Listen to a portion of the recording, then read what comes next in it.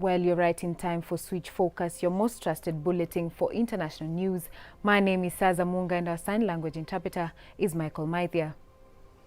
The parliament in the Democratic Republic of Congo has voted to extend the state of emergency in Ituri and North Kivu, the two eastern provinces that have been rocked by insecurity.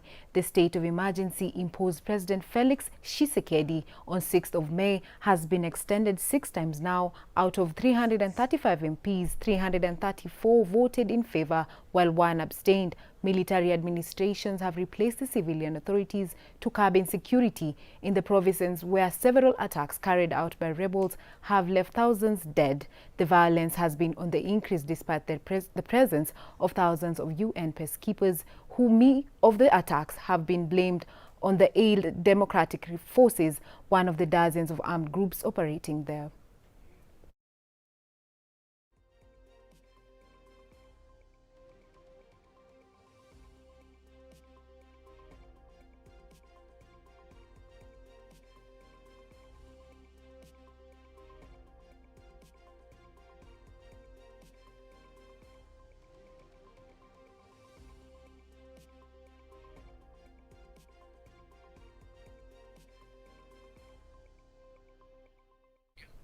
Now, South Africa's regional bloc has praised Zambia for observing a peaceful transition of power after a veteran opposition politician won a landslide victory on the ballot box. Hakainde Hichilema was declared winner on Monday after roundly defeating Edgar Lungu, who had been in power for 6 years. It is the third time that power has changed hands to opposition in Zambia since 1991, on a continent where incumbent leaders of often hold on to power for decades. Chakawe himself, a former opposition politician, came to power last year after the re-election of his predecessor, Arthur Murathika, was scrapped off vote rigging the ballot.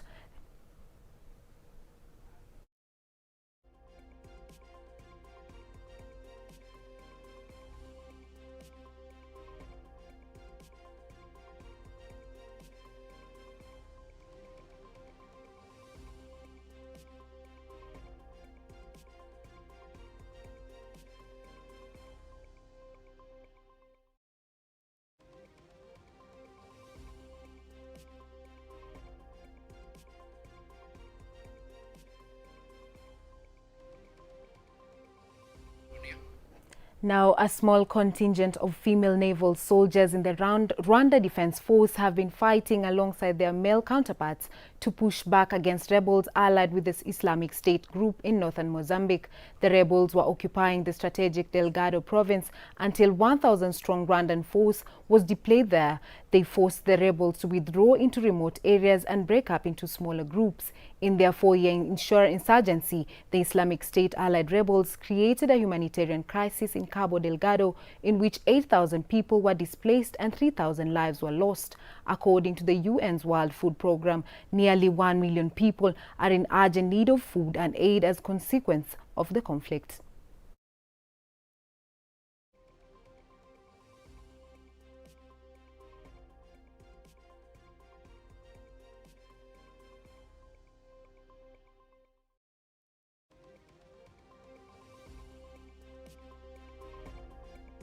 Commission has closed its online voter registration portal ahead of national polls set for December, but beset by growing doubts despite a months-long pause in fighting. Commissioner Head Imad Al-Sayed told journalists in Tripoli that some 2.83 million people in the North African country had signed up to vote and invited citizens overseas to register from Wednesday onwards. Libya, home to some 7 million people, has made tentative steps since last summer towards ending a decade of violent fragmentation, initially sparked by the overthrow of dictator Muammar Gaddafi in 2011. But despite months of relative peace, Libya remains at odds even when the elections should be held. Which elections on what legal basis? Libya has been without a constitution since Gaddafi scrapped it in 1969. The delegates selected by the United Nations to guide the political transition have yet to agree on a constitutional basis for the December polls.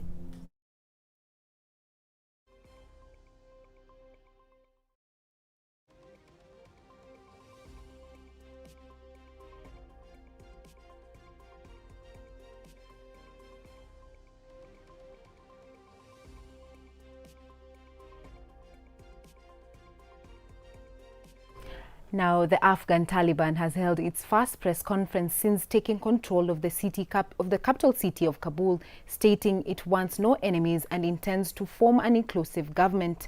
The group's spokesman Zahibullah Mujahid said they did not want any internal or external enemies and they wanted to have good relations with everybody to develop economy and achieve prosperity.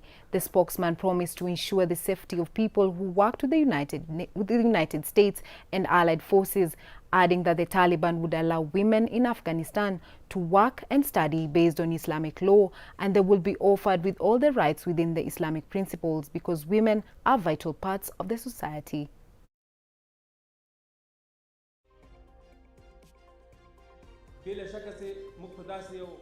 There is no doubt we are at a historic moment. A new government is about to be founded.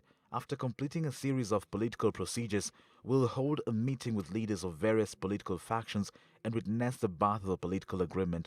Then a strong Islamic government acceptable to everyone shall be established. Planes carrying hundreds of evacuees from Kabul have arrived in the United Kingdom and Germany as Western nations stepped up evacuation efforts, and the Taliban promised women's rights, media freedom and amnesty for government officials in Afghanistan.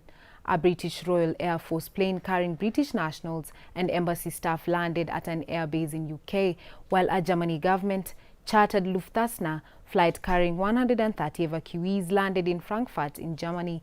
Daniel Kariuki with more. The United States says the military flight had evacuated 3,200 people from Kabul so far, including 1,100 on Tuesday alone.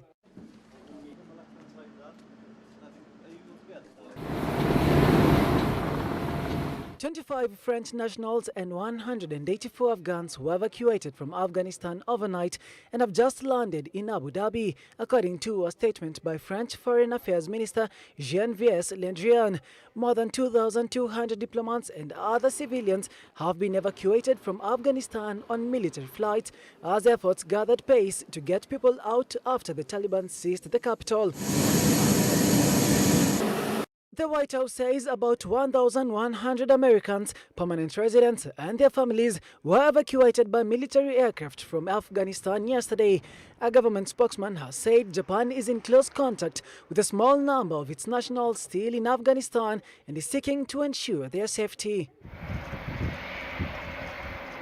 Japan had closed its embassy after the Taliban took over Kabul and had evacuated the last 12 personnel there. The Canadian Armed Air Force CAF had says its plans to resume military flights to Afghanistan to evacuate civilians. Scott Morrison, the Prime Minister of Australia, says the first Australian rescue flight has flown 26 people out of Afghanistan. India has evacuated its ambassador and all other diplomats from Afghanistan. They were flown out in a special military flight yesterday in Hinson Air Base near capital New Delhi. The aircraft was carrying about 150 people, including diplomats, officials, security personnel and some stranded Indians. Thousands of Afghans have entered Pakistan through the Spine-Boldak-Chaman border crossing in Afghanistan's southeast after the Afghan Taliban's takeover of the country earlier this week, including patients seeking medical attention and freed Afghan Taliban prisoners. In Kabul, the Taliban sought to strike a conciliatory tone at its first press conference since its lightning seizure of the Afghan capital, promising to respect the rights of women within the framework of Islam rights and expressing our desire for peaceful relations within other countries. The Taliban announcements short on details but suggesting a softer line than during the group's rule 20 years ago came as one of the group's co-founders, Mullah Akbul Ghani Bardada, returned to Afghanistan for the first time in more than 10 years. Daniel Kariuki for Switch TV News. Now on to some good news. There is a sense of normality returning to Kabul as small businesses started to resume operation on Tuesday, 2 days after the Taliban took control of the capital. At one of the marks in Kabul, most of the shops were open as the situation slowly improves. Vendors there said the situation was secure, but they're concerned about the high prices of goods. Prices in Kabul have been rising, making the lives of locals even worse after prolonged war and turmoil. They hope that under the rule of the Taliban, prices will gradually return to normal and society will be more stable. Although most government departments remain closed, businesses are resuming and more people and vehicles have been seen on the streets. A packet of 10-litre edible oil is 1,400 Afghani and 7 kgs of rice is 350 Afghani. The prices are too high and I hope they can gradually stabilize. At present, we face no safety problems as businesses are gradually resuming and the situation is stabilizing. I hope the Taliban can do more work to reassure the people. I hope the future leadership can lay down weapons and achieve peace and stability so that the Afghanistan people can live in a country of peace. Now with that story, we take a short commercial break. Keep it switched.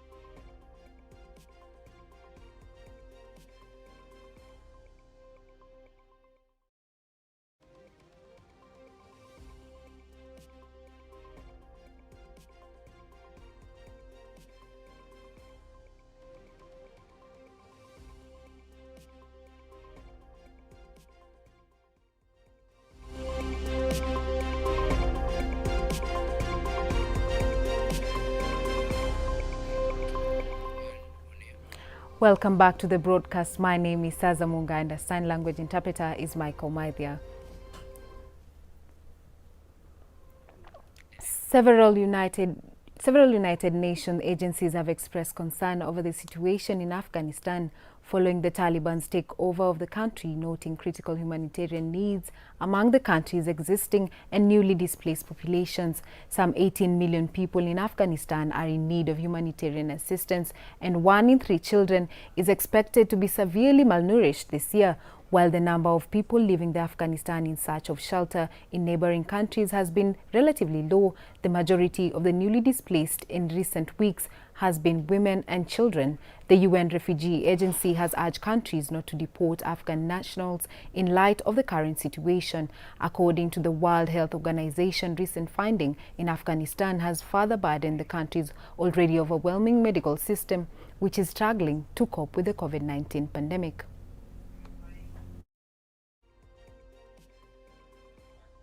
Of this recent flare infighting, and that direct impact is severely malnourished children have seen injured in such a way that it's difficult to describe young children as young as 10 months. In the wake of the rapid deterioration in the security and human rights situation in large parts of the country and the unfolding humanitarian emergency, UNHCR calls on states to halt forcible returns of Afghan nationals who have previously been determined to not be in need of international protection. Conflict is having a heavy toll on already fragile health system in Afghanistan that has been facing shortage of essential medical supplies and equipment in the middle of the COVID-19 pandemic.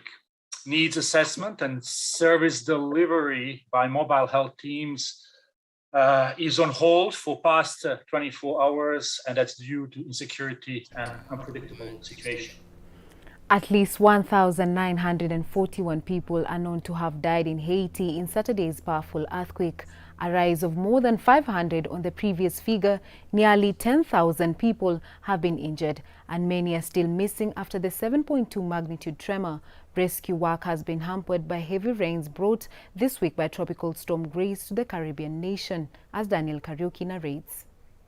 The UN says about 500,000 children have now been limited or have no access to shelter, safe water and food. Tens of thousands of people left homeless by the earthquake had to decide whether to brave the storm under flimsy tantrums or risk returning into buildings damaged by the tremor and smaller aftershocks. The southwest of Haiti appears to have suffered the worst of the damage from the quake, especially around the city of Les Cayes. Some hospitals were left overwhelmed and in need of supplies as medics struggled to treat the injured. The earthquake compounds problems facing the impoverished nation, which is already reeling from a political crisis following the assassination of its president last month. Prime Minister Ariel Henry, who is in power until fresh elections are held, has declared a month-long state of emergency and urged the population to show solidarity. Haiti has been hit by a series of natural disasters over the past years, including Hurricane Matthew in 2016.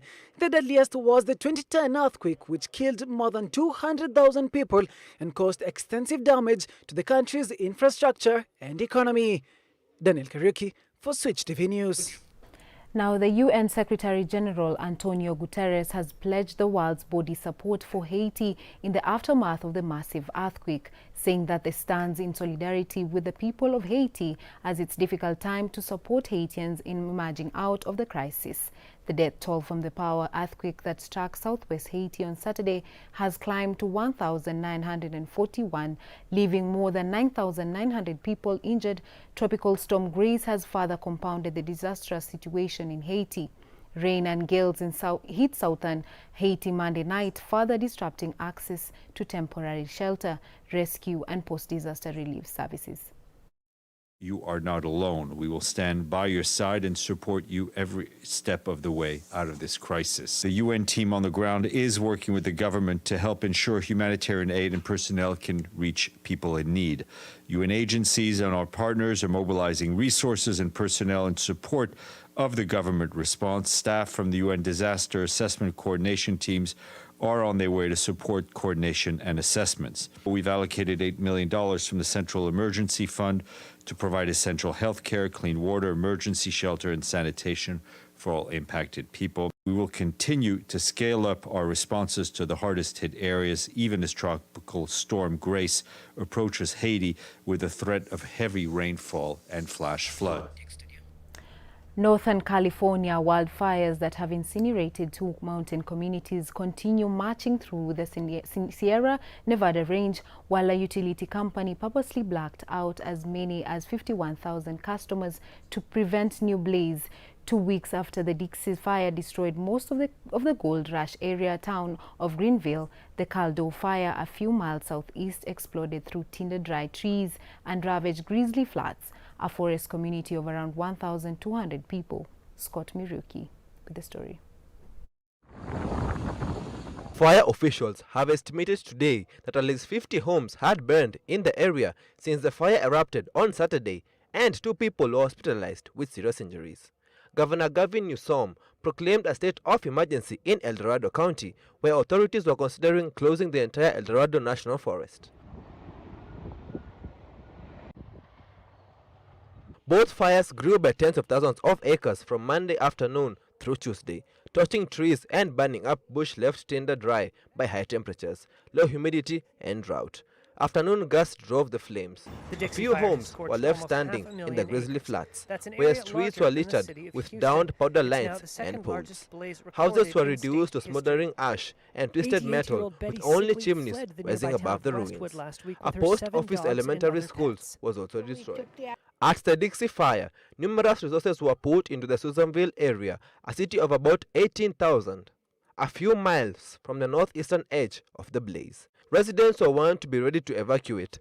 Late yesterday, Pacific Gas and Electric said it had begun shutting off power to as many as 51,000 customers in 18 Northern California counties to prevent wildfires for the first time since last year's historically bad fire season. The nation's largest utility company announced the blackouts as a precaution to prevent gas from damaging power lines and sparkling blazes. The Dixie Fire is the largest of near 100 major wildfires burning across a dozen western U.S. states, including Alaska. The wildfires, in large part, have been fueled by high temperatures, strong winds, and dry weather. Climate change has made the western United States warmer and drier in the past 30 years and will continue to make the weather more extreme and wildfires more destructive, according to scientists. Scott Morioki, Switch TV.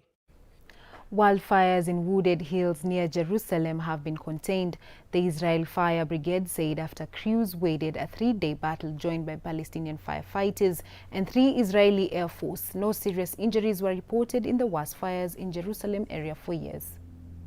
Evacuated residents of several outlying small communities were able to return home on Monday, and Israel withdrew on Tuesday a request for international air support to fight the fires which burned more than 4,200 acres of land. National Fire and Rescue Chief Adedi Simchi said in broadcast remarks after nightfall on Tuesday that the flames had been fully contained. Israeli Fire Service said that after 52 hours of battling the flames, all the flames around Jerusalem have been brought under control. Several fire trucks from the Palestinian Authority took part in operations on Tuesday. A U.S.-made Israeli Air Force C-130J Super Hercules transport plane joined a smaller aircraft on Tuesday in dumping chemical retardant on the wildfires. Hundreds of families were evacuated from 10 villages west of the city over the 3 days, the firefighters said. There were no casualties. Forest fires in the searing summer heat are common in Israel as they are in other countries bordering the Mediterranean. This year, deadly wildfires have broken out in Algeria, Cyprus, Greece and Turkey. Algeria was the hardest hit, with at least 90 people killed. Morocco and Tunisia have also been affected. Lincoln Umbogo, Switch TV News. Now, after a devastating fuel tanker explosion in the northern village of Leil killed 33 people and left nearly 80 wounded, Lebanese hospitals across the country have now opened their doors to patients. The northern village and the rest of Akkar province in one of the country's poorest, and because the hospitals do not have burnt units, many of the wounded had to be treated as far away as the capital Beirut, about a 2.5-hour drive, as Robert narrates. Gitai Hospital, a few blocks away from Beirut port, was destroyed in a gruesome port explosion on August 4, 2020. It is operating again, but like other hospitals in the country, it struggles to find medicine and fuel to keep its staff. Lebanon's hospitals have been struggling for nearly 2 years to secure medicine and retain staff as Lebanese pound lost more than 90% of its value to the US dollar. Charities and individuals have donated money and supplies to the hospital. The explosion in Akkar on Saturday further stretched the health sector already thin resources and the country's capacity to treat burn patients plummeted. The health ministry reached out to other countries for help. Turkey transported 4 wounded people to Ankara for treatment, while the ministry also spoke with Kuwait and Jordan authorities to evacuate patients and deliver medical assistance.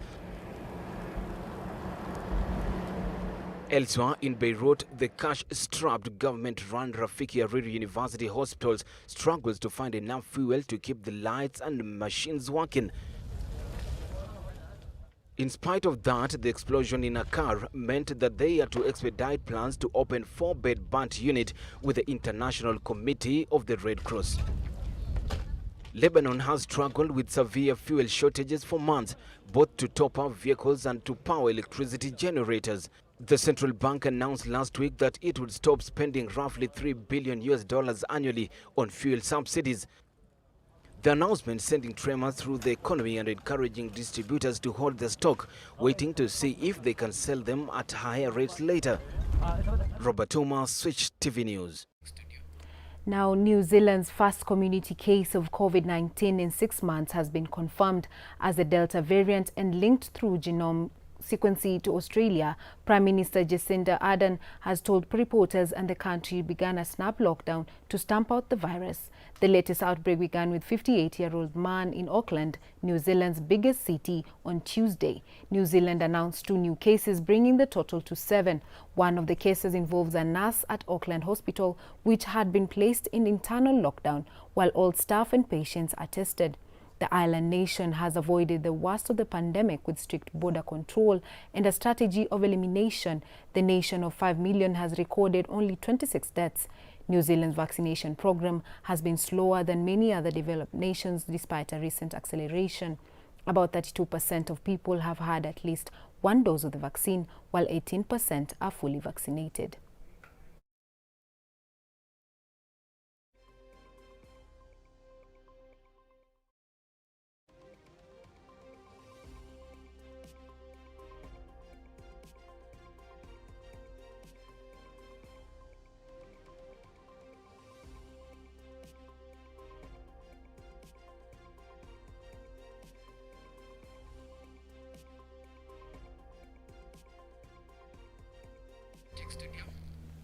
Now we have come to the end of our bulletin. Remember to follow up on stories making headlines on a subsequent bulletin at 7 p.m. I am Saza Munga and our sign language interpreter has been Michael Maithia. My producer has been Lillian Minor. Enjoy the rest of your viewing.